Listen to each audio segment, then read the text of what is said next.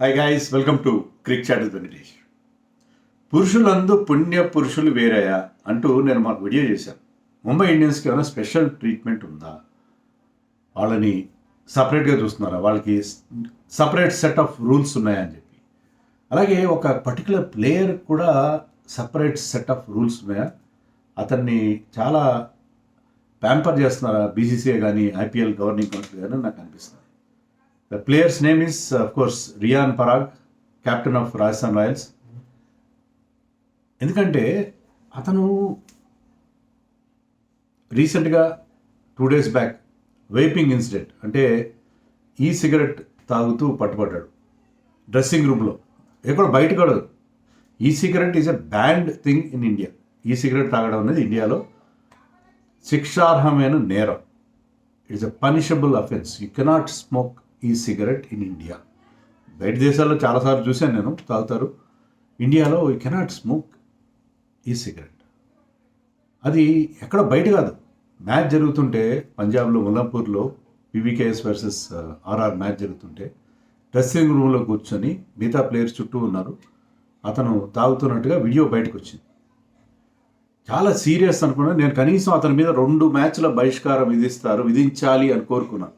ఎందుకంటే players are not suppose to smoke. Number 1, నేను చూసాను నా జర్నలిజం కెరియర్, స్టార్టింగ్ కెరియర్ ఆ టైంలో కృష్ణమాచారి శ్రీకాంత్, ఇంకా పేర్లు వద్దు కానీ Krishnamachari Srikanth use to smoke a lot.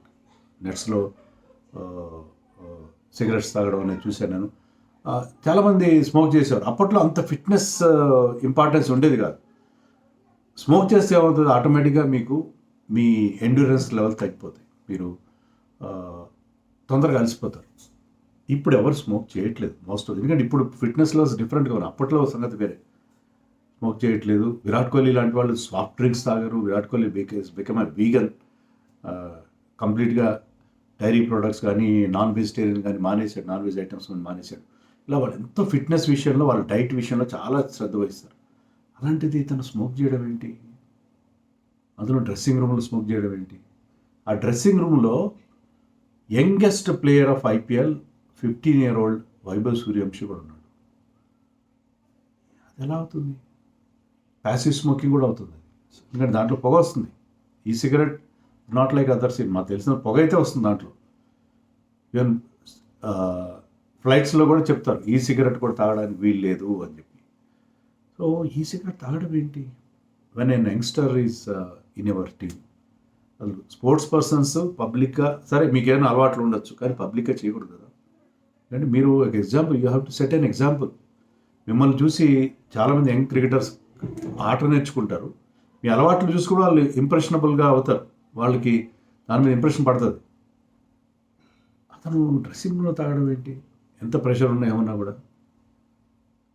అతని యాటిట్యూడ్ స్టార్ అంటారు మన దీంట్లో. చాలా పాన్ పరాగ్ అంటారు అతన్ని. నిజంగా మన కింద కామెంట్స్ పాన్ పరాగ్ అని పెడతారు. అతను that is not the right word, కానీ పాన్ పరాగ్ కూడా ఇస్ అ బ్యాండ్ థింగ్ కదా. అంటే గుట్కా లాగానే ఏంటిది అతని యాటిట్యూడ్, అతని స్టేట్మెంట్స్ కానీ గతంలో. అతను ఎందుకు అసలు రాజస్థాన్ క్యాప్టెన్ అయ్యాడు? ఈ జస్ట్ హ్యాడ్ 1 గుడ్ సీజన్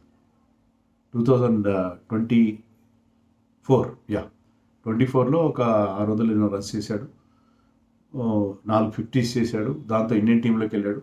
ఈ ప్లేడ్ సమ్ మ్యాచెస్, మొత్తం ఇంజరీ అయింది. లాస్ట్ సీజన్ కూడా పెద్ద గొప్పగా 400 కంటే తక్కువ రన్స్ చేశాడు. పర్లేదు, స్ట్రైక్ రేట్ బాగానే ఉంది, ఒకే 50 ఉంది. బట్ ఈ 8 సీజన్ల నుంచి రాజస్థాన్కి ఆడుతున్నాడు. రాజస్థాన్లోనే పుట్టి పెరిగిన ప్లేయర్ అతను.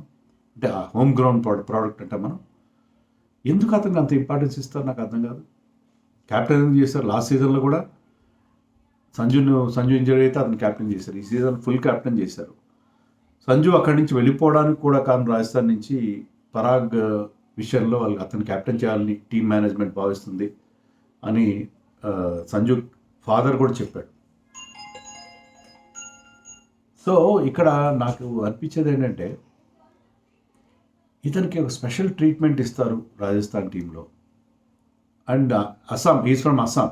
వాళ్ళ ఫాదరు అస్సాం క్రికెట్లో ఒక కీ ఫిగర్. అస్సాం క్రికెట్ నుంచే వచ్చిన జగదీష్ సైకియా ఇప్పుడు బీసీసీఐ సెక్రటరీ. ఇవన్నీ ఫ్యాక్టర్స్ ఏమైనా పనిచేసినాయి. అస్సాంలో వాళ్ళు 3 మ్యాచ్లు ఆడతారు. అక్కడ వాళ్ళకి లోకల్ సపోర్ట్ కూడా ఉండదు, ఏముండదు. సెకండ్ హోమ్గా చేసుకుని ఆడుతున్నారు. అస్సాంలో ఆడడానికి కూడా కారణం రియాన్ పరాగేనా? దీన్ని అస్సాం రాయల్స్ అని కొంతమంది అంటారు. వాట్ ఎవర్, ఏ కారణాలు కావచ్చు. సరే, అతనికి స్పెషల్ ట్రీట్మెంట్ ఇస్తున్నారా, లేకపోతే రాజస్థాన్ అతను నెత్తిన పెట్టుకుందా, అంత వేరే సంగతి. ఇక్కడ ఎందుకు అతనికి అంత ఇంపార్టెన్స్ ఇస్తున్నారు? అతను చేసిన చర్య, బికాజ్ అతని మీద బీసీసీఐ వాళ్ళు 25% బ్యాన్ ఫైన్ విధించారు మ్యాచ్ ఫీజులో. అంత చిన్న శిక్ష. మ్యాచ్ ఫీజు గురించి ఒక ఫేమస్ వెబ్సైట్ రాశారు. ఏం రాశారంటే, అది బాగా, that website is reliable website, I don't want name it. వాళ్ళు ఏం రాశారంటే, చాలా పెద్ద పనిష్మెంట్ ఇస్తారు అతనికి, 25 lakhs కట్టాలి అతను. గత 2 ఏళ్లుగా మ్యాచ్ ఫీజు అనేది ఏంటంటే, బీసీసీఐ మ్యాచ్ ఫీజు ఫిక్స్ చేసింది. అంతకుముందు మ్యాచ్ ఫీజు ఉండేది కాదు ఐపీఎల్ ప్లేయర్స్కి ఏముండదంటే కేవలం వాళ్ళకి ఆ కాంట్రాక్ట్ అమౌంట్ మాత్రం ఉండేది. కానీ లాస్ట్ ఇయర్ నుంచి అనుకుంటా match fee 7.5 lakhs per match. ఎవరైతే 12 ఎవరైతే ఆడతారో వాళ్ళకి 7.5 lakhs ఎవరైతే ఆడే ప్లేయర్స్కి ఇవ్వాలని చెప్పింది. Match fee is only 7.5 lakhs. దాంట్లో 4వ వంతు 25% అంటే 1.87 lakhs అంత ఉంటుంది. Small amount for a international are IPL cricketer. చాలా చిన్న మొత్తం, చిల్లర పైసలు, నా మాట క్లియర్గా చెప్పాలండి అది. కానీ ఆ వెబ్సైట్ ఏం రాశారంటే 25 lakhs పెనల్టీ వేశారు అతని మీద, చాలా పెద్ద పెనల్టీ వేశారు. అంటే అలాగ అతన్ని మీడియా కూడా వెనకేసుకొస్తుంది. అతనికి ఏదో చాలా పెద్ద శిక్ష విధించారు. ఏం శిక్ష విధించారు? 2 మ్యాచ్లు బ్యాన్ చేయాలి. ఎందుకంటే అదొక ఎగ్జాంపులరీ పనిష్మెంట్. అంటే ఎవ్వరూ ఇలాంటివి చేయకూడదు. డ్రెస్సింగ్ రూమ్లో స్మోక్ చేయడము, లేకపోతే డ్రింక్ చేయడం, ఇలాంటివి ఉండకూడదు, అస్సలు ఉండకూడదు. గతంలో ఉండే డ్రింక్స్ కూడా ఉండే డ్రెస్సింగ్ రూమ్లో ఒకప్పుడు. ఇలాంటివి రానివ్వకూడదు.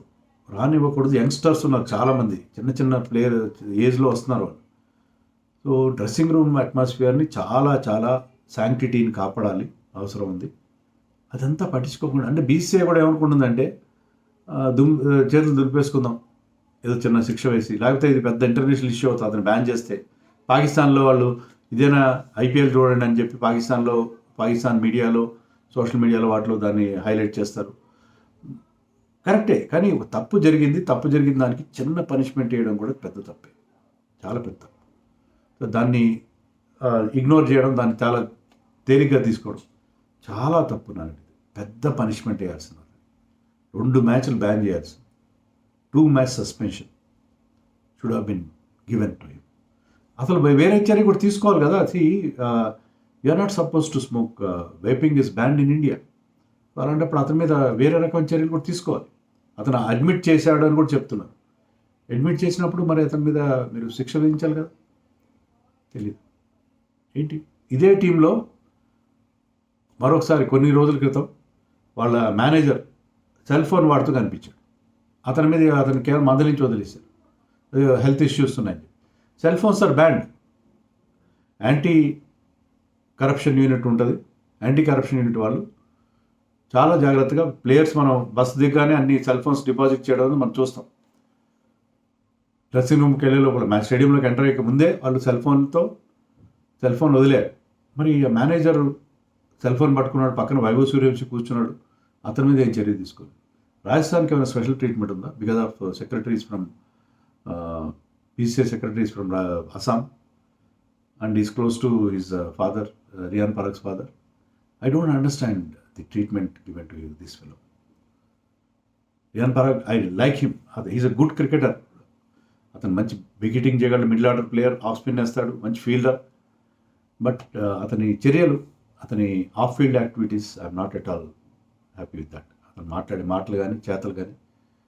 So he has to get is act together. And BCCI totally wrong, చాలా పెద్ద తప్పు చేశారు. ఇంత చిన్న పనిష్మెంట్.